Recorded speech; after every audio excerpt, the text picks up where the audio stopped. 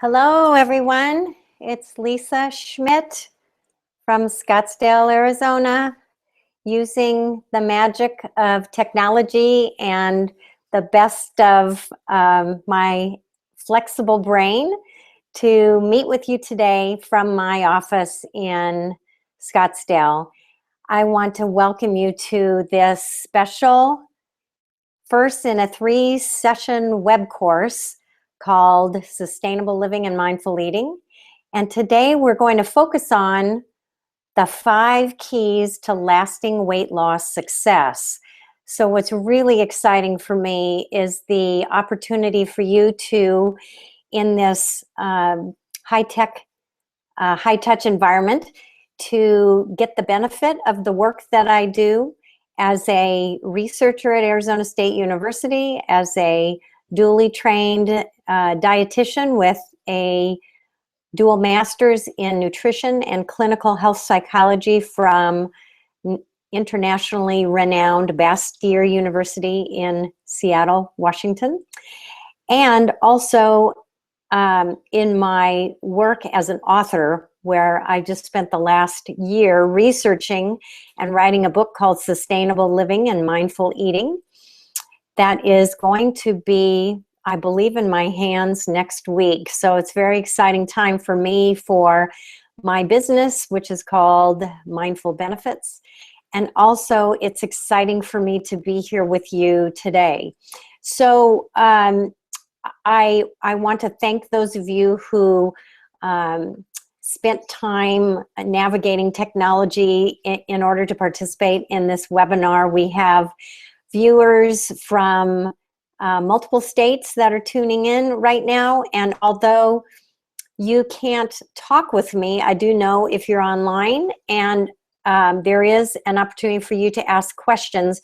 So I'm going to ask you to use the question feature for you to communicate with me, and where I may not be able to communicate with you immediately, I certainly will get back to your questions at some point. We'll take a break as I work through the slides and the presentation this morning, and give you the opportunity to chat with me. So thanks for being here. I'm going to change into a share screen mode so that you can see my presentation.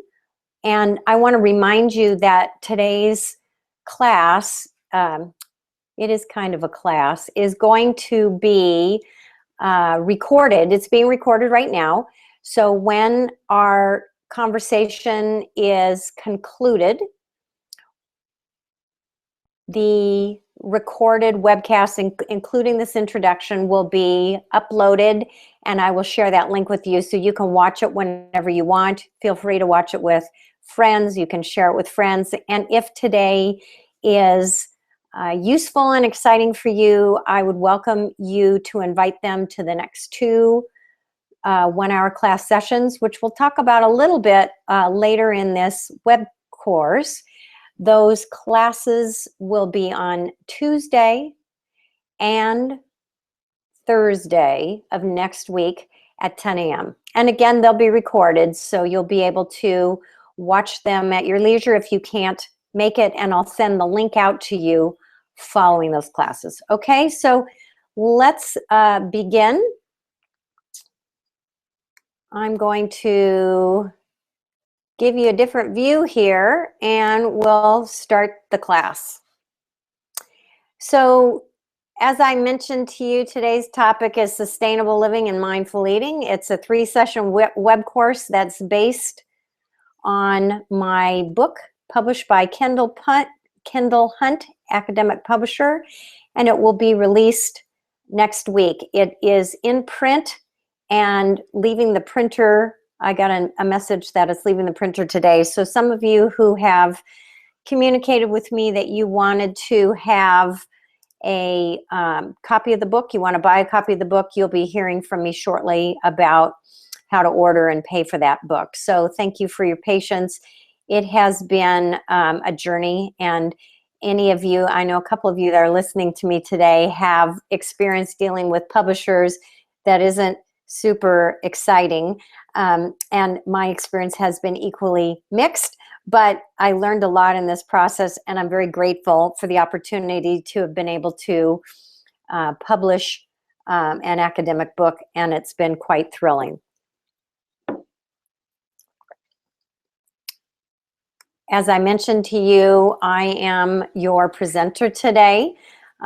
Lisa Schmidt, Master's in Nutrition, Clinical Health Psychology. I'm licensed as a certified nutritionist, hold a license in the state of Washington, which is CN, and which means to you that I have the same training and experience as a registered dietitian, and went through a certification program that was equally as rigorous. And I'm also, because I hold a license, I have to go through fingerprinting and background checking, and the state of Arizona requires continuing education.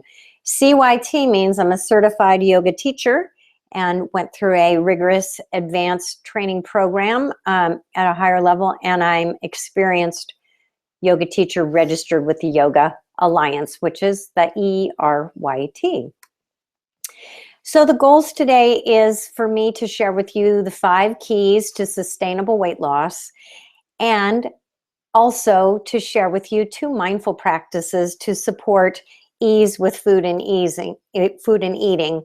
You will learn that in my approach, because of my comprehensive training and integrated background and my own personal experience with food, eating, and sustaining weight loss, mindfulness is the key that helps us return to our authentic selves in ways that promote lasting, sustainable ease with our bodies, with our relationship to food, and with our relationship to the stresses and strains that accompany life in modern times.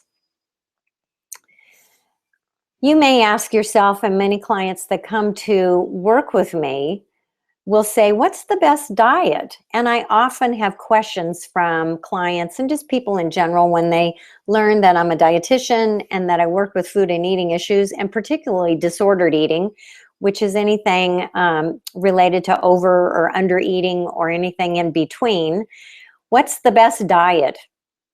Is it good carbs? Is it bad carbs? Is it paleo? Is it liquid? Is it green drinks? Does what you eat matter, and does how you eat matter? And the answer is that, you know, I refer people to some ancient wisdom about the best diet. And there is a brilliant clinician named Dr. Gabriel Cousens who wrote a book called Conscious Eating. Wonderful book. It's very big, so don't be intimidated by his lovely book. But in his book, he says the most effective diet is one eaten in the context of the principles that sustain the tree of life itself. This model for conscious living, and by the way, that's a picture of the tree of life up there in the right-hand corner of the slide. Conscious living of a spiritual life includes meditation and or prayer, cultivation of wisdom, good fellowship with other conscious people, right livelihood, respect for the earth and all its inhabitants. Oh, hold on, just 1 second here. I lost our, oh, I apologize for that technical difficulty here. Hang on 1 second as we work together. There we go. Right livelihood, respect for the earth and all its inhabitants, love of the family and all humanity, respect for all people and cultures, respect for the forces of Mother Nature, respect and love for our own body and mind, and love for overall totality of who we are. That's Dr. Gabriel Cousens from Conscious Eating. So yes, these things matter. The tree of life, eating slowly. I'll talk more about mindful eating later in this class. And I don't think that the answer, I know the answer is not good or bad carbs. It's not restrictive or punishing regimes like Paleolithic or liquid or green drinks. What you eat does matter, and how you eat does matter. And that's part of my keys for sustainable weight loss and weight maintenance. But what does this have to do with food? With eating? and with how you live your life. Today, I offer you an opportunity to reflect on the food you eat, where it comes from, how you eat, and what happens in your body the moment you take a mouthful. Your eating experience will most likely change for life as you mindfully acknowledge what your current patterns of nutrition entail. When you pay attention to how you choose the food you eat and when you accept your experiences and decisions without judgment, and then finally take action in order to make a choice for change. I invite you to be gentle with yourself and absorb the information that I'm sharing with you in a gentle way, as you most likely will find that change needs to take place in your life. Yet it's important to mindfully take small steps as we become aware of the changes we need to make. We take time to practice and develop new behaviors and attitudes towards our nutrition, and finally begin to integrate the healthy and nutritious behaviors that will improve the quality of our lives. And this is why it matters. Let's let the journey begin. So let me introduce you to our first of two mindful practices for today, which is what I call a show and feel. So instead of me just talking to you, I'm going to ask you to experience a mindful practice for yourself. And of course, I can't see you, so I don't know if you're really going to be doing it, but I will suggest that this is a very safe and comfortable way to practice mindful breathing. So right now in this moment, allow yourself to be comfortable in your chair. And you could do it anytime sitting in your chair. You can do it lying down or sitting on the floor in a yoga type position, just however you feel comfortable and where you can completely relax. Just take a few moments to settle in and to become still. And in this moment, congratulate yourself for taking the time to practice self-care and mindful awareness. Bring your awareness to the breath wherever you feel it most prominently in your body. It may be at the nose, the neck, the chest, the belly, or somewhere else. As you breathe in normally and naturally, be aware of breathing in. And as you breathe out, be aware of breathing out. Simply maintain this awareness of the breath, breathing in and breathing out. There is no need to visualize, count, or figure out the breath. Just notice your breathing in and out. Without judgment, just watch the breath ebb and flow like waves in the sea. There is no place to go and nothing else to do.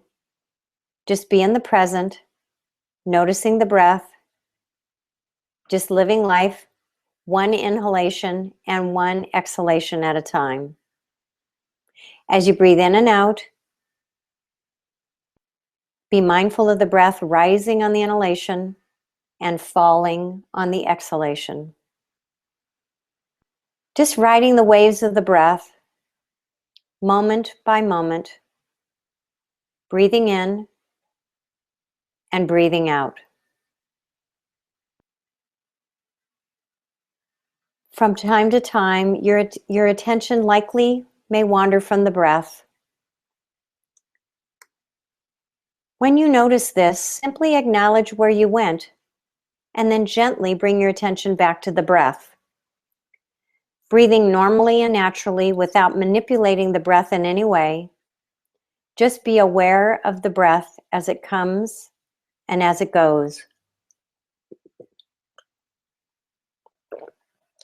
As you breathe in, say, I am breathing in.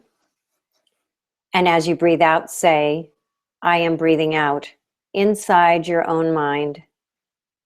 Just being with the breath and noticing where you feel it in the body. Tip of the nose, abdomen rising and falling. Just breathe.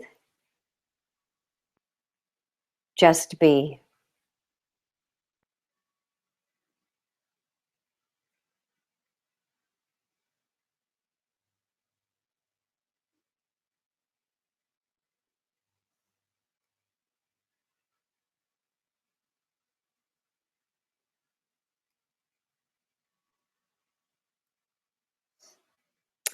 Now go ahead and bring your attention back to the room and rejoin the slideshow.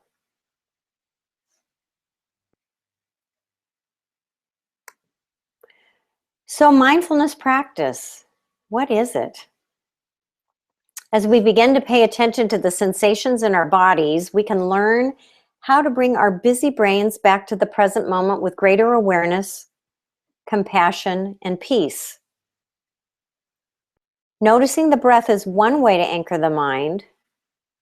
Another is by coming to terms with the way things are.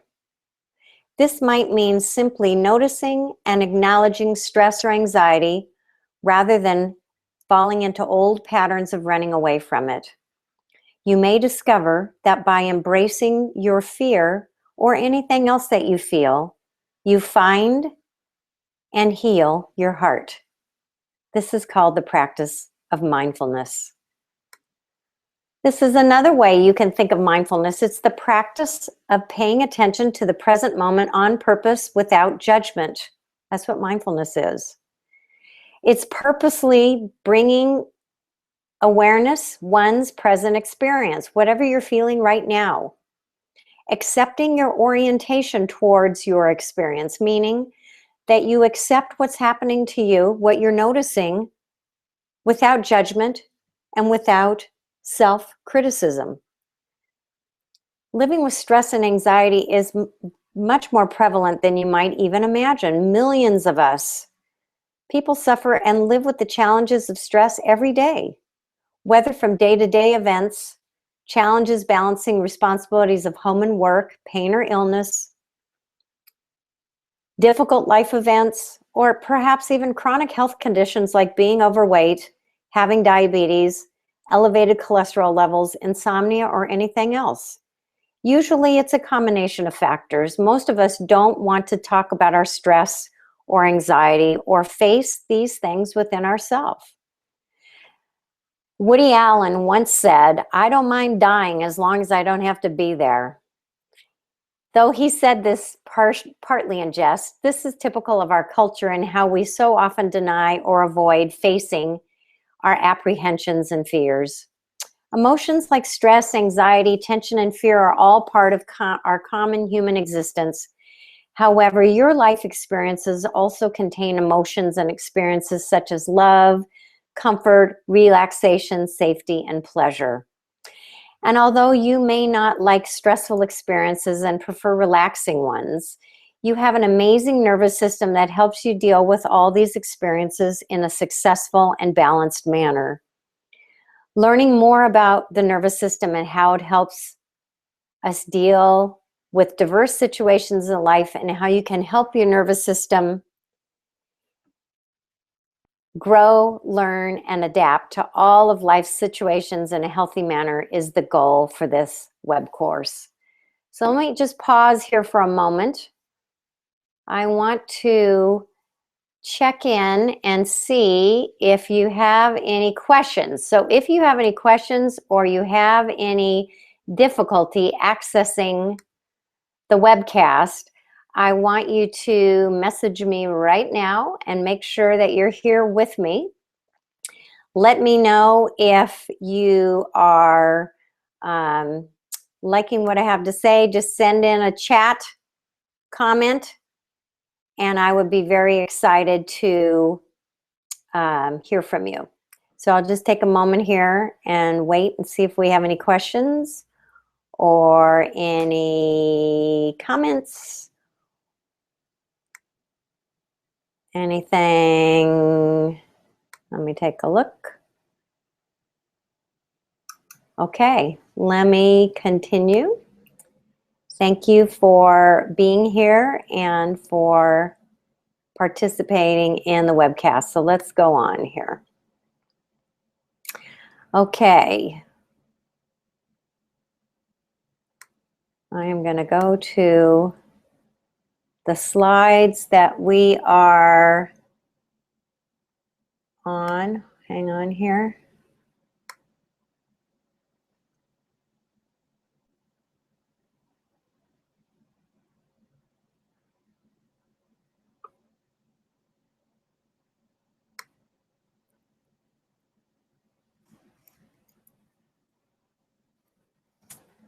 Okay, 1 second.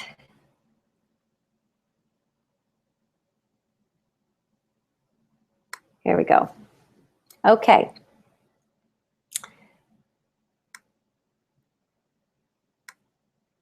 So stress is the #1 driver of health outcomes. Stress is the #1 problem.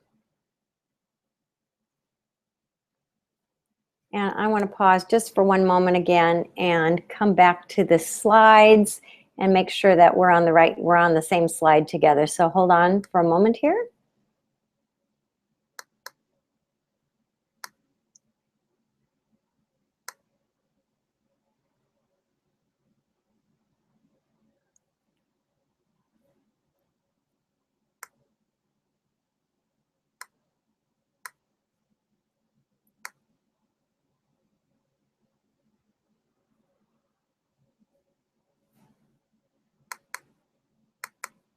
Now I'm having a little bit of trouble with my slides, advancing them, so now I'm not sure that you're on the same page as me, but if that's the case, I believe that you'll be able to see this on the recording, and if not, I'll send you a copy of the slides. So let's continue. So here's the keys to lasting weight loss. #1 is that stress is the driver of health outcomes. And the #1 key to lasting weight loss is understanding that your weight is directly related to your ability or inability to manage stress. Stress is a risk factor. The things we typically address when we look at our health: overweight, poor health outcomes, smoking, lack of exercise, those are symptoms of stress. Stress is not a mental health problem, nor does it cause mental health problems. Rather, it affects all of us. Learning how to manage excessive stress through a comprehensive approach to your own wellness benefits you in a way that anchors any successful effort on your part. So if you just address dieting by address overweight or disordered eating by just going on a diet or changing how you eat without addressing stress, you're just treating the symptoms of stress, which is the #1 problem that we all face in terms of any kind of disordered or chronic health behavior or chronic health condition. There is a very strong relationship between stress and wellness, and understanding stress leads to more freedom. So here's a quick class on the stress response. And I'm providing you with a link here, which will take you to a really nice article from the Harvard Health Review about stress. So you'll be able to take a look at that.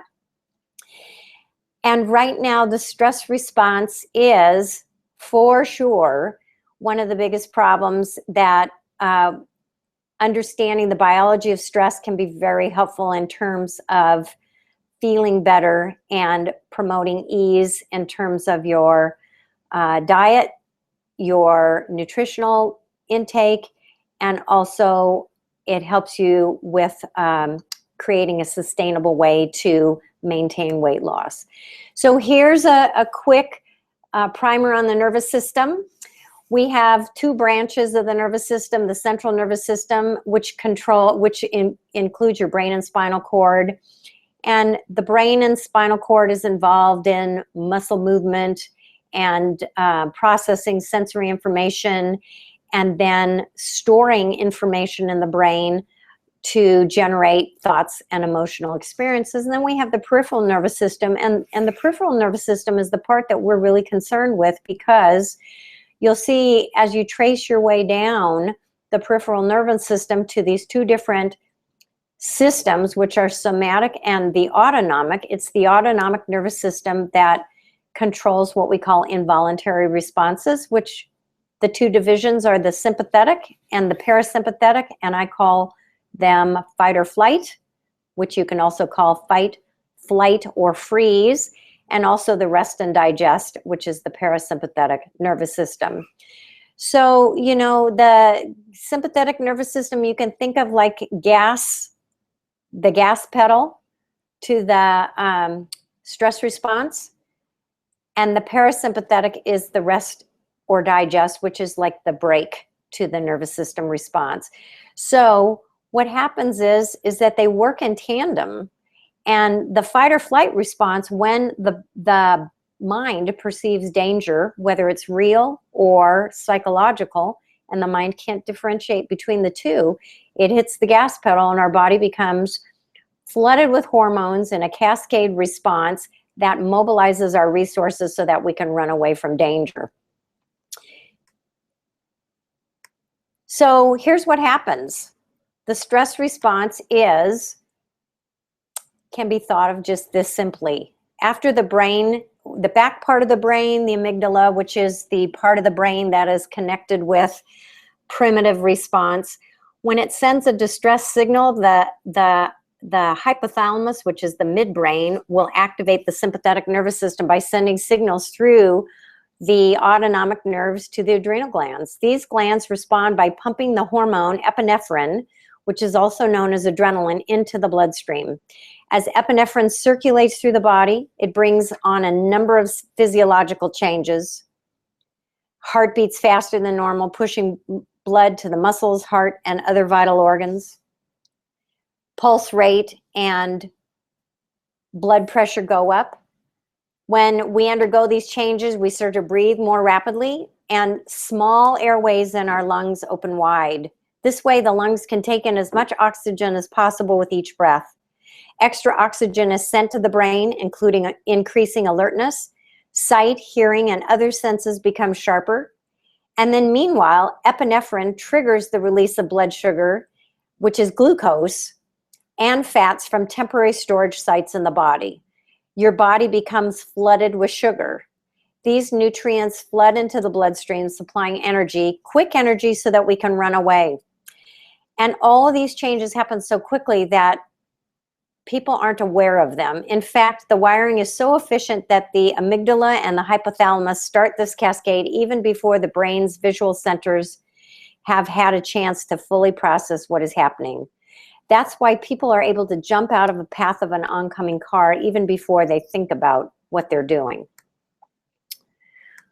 So cortisol and stress hormones. So these are the hormones that are responsible for a lot of good things in the body, but over time they're responsible for difficulties with the body, because once epinephrine, the initial surge, subsides, the hypothalamus, the midbrain, activates the second component of the stress response system, which is known as the hypothalamus pituitary axis, the HPA axis.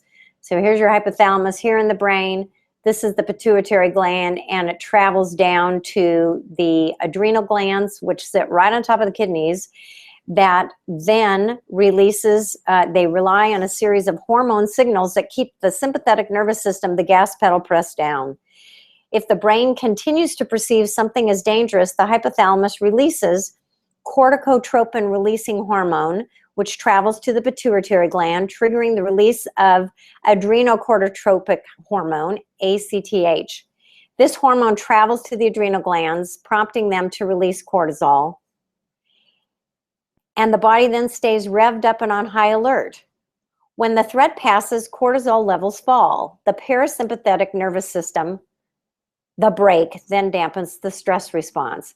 And we'll talk more about this in a minute, but let's take a little pause here for a second. And I want to come back to live. There I am. Here we are. And if you have any questions, I'm enabling chat in the Hangout right now. So go ahead, and if you have a question, you can write it in the console right now. And I just want to take a moment and breathe and relax for a second here and remind you that I feel very excited that you're here today and very excited that you're interested in learning more about sustainable eating and the 5 keys to weight loss success. All right, let's go back.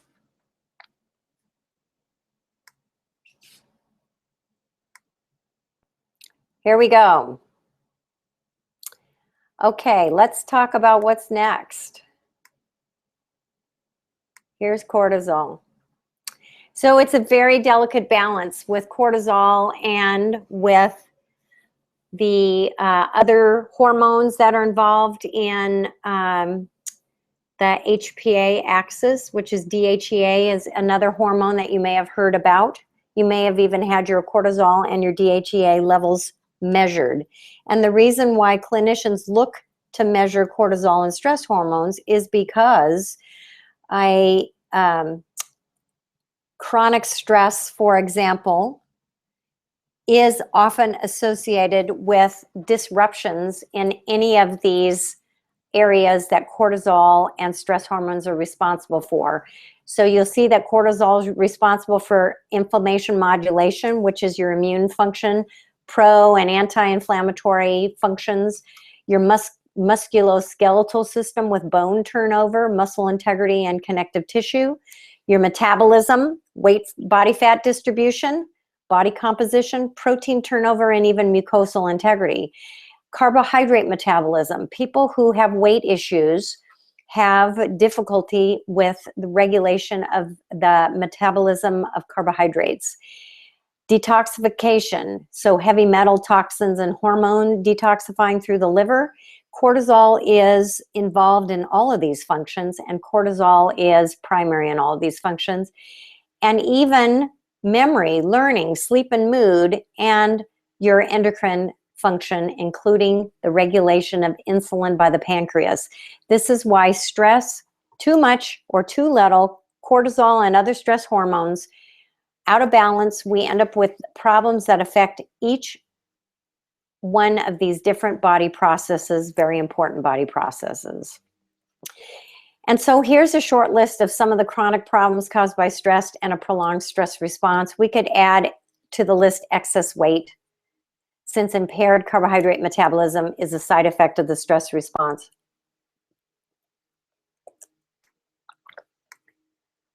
This is a good time for us to take a moment to experience another mindful practice number 2. So once again, set yourself up in a comfortable position. And we can wake up by paying attention to the present moment without judgment. We immerse ourselves through our practice of mindful awareness to the now. Let's practice. And imagine that this time is totally set aside for yourself and just to be with yourself. It's a time for renewal, rest, and healing, a time to nourish your health and well-being. And remember that mindfulness is about being with things as they are, moment to moment, as they unfold in the present. So let go of ideas about self-improvement and personal development. Just begin by feeling the weight of your body right where you are. Notice the points of contact between that and your body. Each time you breathe out, allow yourself to sink a little deeper into your chair. Become aware of the sensations of your breath. You may feel the breath going in and out of your nostrils, or passing through the back of your throat, or feel the chest or belly rising and falling. Be aware of your breath wherever it feels most prominent and comfortable for you, most predominant and comfortable for you. Continue for a few minutes. And when you're ready, move your awareness down the left leg, past the knee and ankle, and right down into the big toe of your left foot.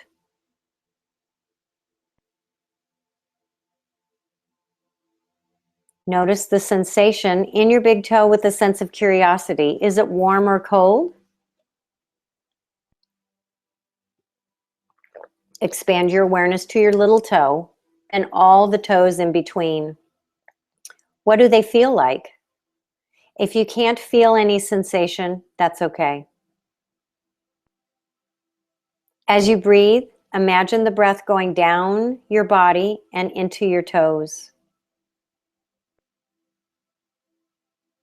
As you breathe out, imagine the breath going back up your body and out of your nose. Use this strategy of breathing into and out of each part to which you're paying attention. Expand your awareness to the sole of your foot. Focus on the ball and the heel of the foot, the weight of the heel, the sides and upper part of the foot, the ankle. Breathe into the whole of the left foot.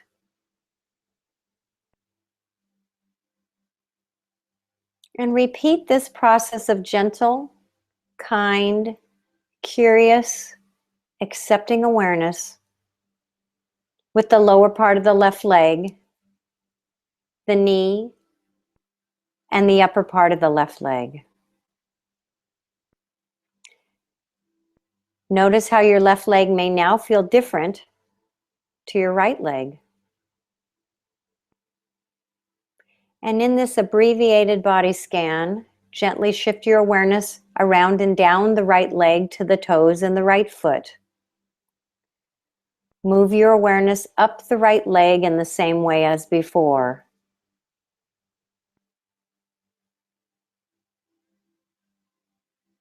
Then let it go. Become aware of your pelvis, your hips, your buttocks, and all the delicate organs around here. Breathe into them and imagine you're filling them with nourishing oxygen. Move up to the lower torso, the lower abdomen, and the lower back. Notice the movement of the lower abdomen as you breathe in and breathe out. Notice any emotions that you feel here. See if you can explore and accept your feelings as they are. Bring your attention to the chest and upper back.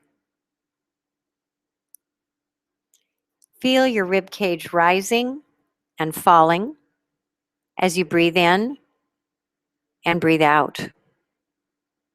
Be mindful of your heart beating if you can. Be grateful that all these vital organs are currently functioning to keep you alive and conscious. Be mindful of any emotions arising from your heart area. Allow space for your emotions to express themselves. Go to both arms together, beginning with the fingertips and moving up to the shoulders. And when you practice the body scan the next time, you'll take time to breathe into and out of each body part before you move on to the next one, if that feels helpful.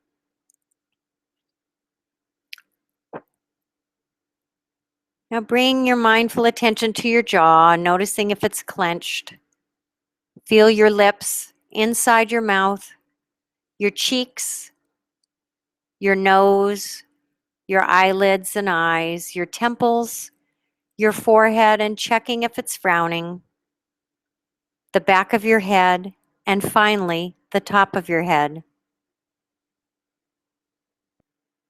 Imagine a space in the top of your head and the soles of your feet. Visualize your breath sweeping up and down your body as you breathe in and breathe out. Feel the breath sweeping up and down your body and get a sense of each cell in your body being nourished with energy and oxygen. Continue this for a few minutes, or for now, a few moments. And in this moment, get a sense of your whole body. Feel yourself as complete, just as you are. Remember, this sense of being is always available to you when you need it. Rest in this stillness. And as we acknowledge the time we've just taken so you can nourish your body and mind, come out of this gently and endeavor to bring this mindful awareness to whatever activity you engage in today. So that's an example of a body scan. And the next time you practice this body scan, perhaps by listening to the replay of this video or watching the replay of this class, grab your journal and jot down some notes. And consider, what did you learn about paying attention to the present moment? And was it easy, hard? Did you discover anything? So we've been through the first two keys of weight loss. Number one, your weight is directly related to your ability to manage stress. Second key is to learn how to identify body sensations through practice. And why is mindfulness helpful? What we eat is linked to our awareness. Our food choices show our harmony or lack of harmony with ourselves, the world, and all of creation. The way we choose to eat and what we choose to eat makes us feel secure. And this feeling of security makes it difficult, if not impossible, to change our diets unless we're presented with disease or pain associated with our current eating pattern. Many people are unwilling to make needed dietary or lifestyle changes even when their life depends upon it. And, we have this need in our culture to eat all the time. We've got to have food with us. We snack all day long. We say, I'm not really that hungry, and then we eat everything. We always make sure we're not hungry later by eating now when we're not all that hungry. Think about the intenseness of the energy behind this constant filling behavior. And think about this question: am I willing to be empty? So one way that we can tune into food as something other than a recreational activity is to think about food as energy. And the energetics of food allows us to think about the healing and nourishing properties of food. We have become disconnected from the energetics of food through the industrialized food production system. We don't walk into our backyard and pull out a carrot and eat that. Instead, we go to the store and buy a shrink-wrapped package of carrots that have been tumbled and polished and had all the dirt taken off of them and made into the same size. And it disconnects us from where the food comes from.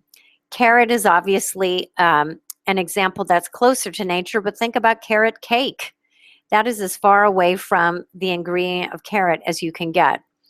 And when we connect to the energy of food, we can actually connect to this concept of energy flowing as plants convert the energy from the sun into life-enhancing energy, and then animals eat the plants, converting stored energy from the sun into life-sustaining fuel. It is amazing. So instead of looking for health through plants and the animals that eat those plants and eating those things, we search in the form of a pill, and pills won't fix us. So Wendell Berry, the great philosopher, the soul of the real food movement, an intellectual and a farmer from Kentucky, said, when food in the mind of eaters is no longer associated with farming and with the land, then the eaters are suffering a kind of cultural amnesia that is misleading and dangerous. What we eat and how we eat determines to a considerable extent how the world is used. So here are the key concepts. The third key to sustainable, lifelong weight loss is a whole foods diet. And the mantra is fresh, local, organic, and seasonal. And why are these components important when choosing food? First of all, where would we be without plants? Here's the magic of plants. They transform the energy of the sun, light energy, into chemical energy. They require carbon dioxide, CO2, and they release oxygen. Guess what? We need oxygen. So we breathe in the oxygen released by plants, and we exhale carbon dioxide, CO2, which is what they need. It's just amazing. So we are amazed. It is amazing to think about the plant energy that plants create when they convert the energy of the sun into energy for us. Here are the parts of the plants that we eat. Rhizomes are things like arrowroot, bulbs or onions. Corms is really an interesting food if you've ever had a celeriac root. I just had the privilege of having some soup that one of my clients made from celeriac. Tubers are potatoes and yams. Stems, aerial stems, are things like bamboo and asparagus. Stalks, celery and rhubarb. Buds are artichokes. Fresh means right from the garden, the farmer's market, grocery store with a high turnover, or frozen or canned food. Local makes a big difference. And in Arizona, it's not that hard to eat locally because we can get great things from Mexico and California, which is close, and also locally grown fruits and vegetables. I'm enjoying this week some local apples that are from a community in Arizona that's not too far from where I live in Scottsdale. And what you really want to do is make sure that you don't eat out of season, because you want to support local growers. And when we eat locally, we're eating seasonally. When we start eating strawberries in the middle of the winter, when we live in Seattle, Washington, we're having strawberries that are coming a really long way, and they cost a lot of energy in terms of fossil fuel. And you also don't get very good food that way. Check out Bountiful Baskets. This is an amazing resource that has affordable, both conventional and organic produce that's distributed throughout the United States. I just discovered it myself this last week and got my first shipment. I had to go pick it up, of organic produce, and it was amazing. Mindfulness encourages to respect the earth and all of its inhabitants. This is a very important thing to remember, because when we remember that the earth is our provider of food, we learn how to eat consciously, awake, aware, and alive. No packaged product, protein powder, or laboratory formula can offer the same vitality and sustenance as nature's direct offering. Nourished from within, we are able to give back to each other, our families, and our communities. As we sit down together and break bread in families or with friends, the food sharing ritual holds tremendous power. It's the spiritual glue that holds us together. Now we're adding 2 more keys to weight loss. We talked about your weight being directly related to your ability to manage stress. Learning how to identify body sensations through practice is the second key to weight loss. Number 3, the third key is to connect to the energetic and healing properties of plants. The fourth is to eat whole foods, mostly plants, not too much. Preparing food with love and eating with love. When we're always rushing out, eating out, rushing through or skipping meals, watching TV during meals, or choosing unhealthy foods, it sends a message to you that you are not worth the time and effort to slow down, nourish, nurture, and listen to your body and your deepest needs. When we focus on our relationship with food, it builds a sense of safety, trust, and connectedness. Our arms and hands are a horizontal extension of our heart center. When you prepare a meal for yourself, you infuse loving energy that comes from your heart into the food you eat. So remember that as you prepare your next meal or snack. Respecting ourselves, high-speed living moves much of our eating to autopilot, and we don't pay attention to how much food is served or how much we've eaten, what our food tastes like, what it's made from, or even if we like it. This means that we've lost touch with our cues that reflect hunger and fullness. Mindlessly eating meal after meal, snack after snack, we fall victim to portion distortion, poor food quality, and mindless munching. We think little about the quality or the quantity of our food. We pop processed food like substances into our microwaves, dashing from one activity to another. We purchase highly processed dead food from the supermarkets and 24-hour snacking, and all of these cues combined with our hectic lifestyles encourage mindless eating without regard for what our bodies truly need. The practice of mindfulness can help us notice the external cues that keep us trapped in patterns of unsustainable mindless eating. Instead, through paying attention, noticing with curiosity, we can find new ways of nourishment through healthful foods that are sustainable, delicious, and truly satisfying. The practice of eating mindfully provides endless opportunities for self-exploration, discovery, and ultimately joy as we reconnect to the nourishing powers and the special healing of food energetics. So here's a shopper's guide from the Environmental Working Group, the Dirty Dozen and the Clean 15. So when you want to consider whether eating organic is worth it, because organic food does cost more, the Dirty Dozen, it is recommended that those foods be bought and eaten organically. Buy organic in that category. The Clean 15 are foods that you can safely feel comfortable most of the time buying conventional. That means when you're buying conventional produce or organic produce, you still need to clean it and prepare it appropriately. Otherwise, you risk contracting foodborne illnesses.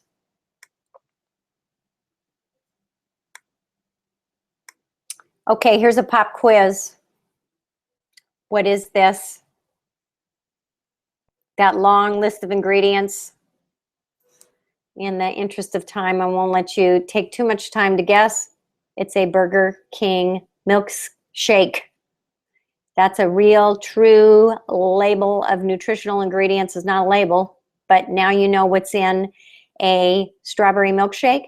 And that's an example of when a strawberry milkshake is not a strawberry milkshake. And anytime you're buying something from a fast food outlet, I don't care where it is, you're buying something that looks like that. Food and non-food are things that are processed foods, junk foods, and fake foods. And eating processed foods, junk foods, and fake foods disconnects you from food energetics in a very big way. There is really no room in our diets for processed junk and fake foods. Those foods are not real. They are not alive. They are dead foods, and they are killing us slowly. Mindfulness guides us to the sacred and reminds us that food is sacred. Remember to know where your food comes from. And as you look at that slide, let me just read to you beans, green, and yellow, which is something that can be a beautiful food blessing. I got the idea of a food blessing from my dear friend and colleague, Dr. Rana Kabatsnik, who wrote a lovely book called The Zen of Eating. She is a thought leader at the Center for Mindful Eating, of which I'm a member, and she recommends saying a food blessing. I like to say the poem Beans, Green, and Yellow by Mary Oliver. In fall, it is mushrooms gathered in dampness under pines. In spring, I have known the taste of the lamb, full of milk and spring grass. Today, it is beans, green and yellow, and lettuce and basil from my friend's garden.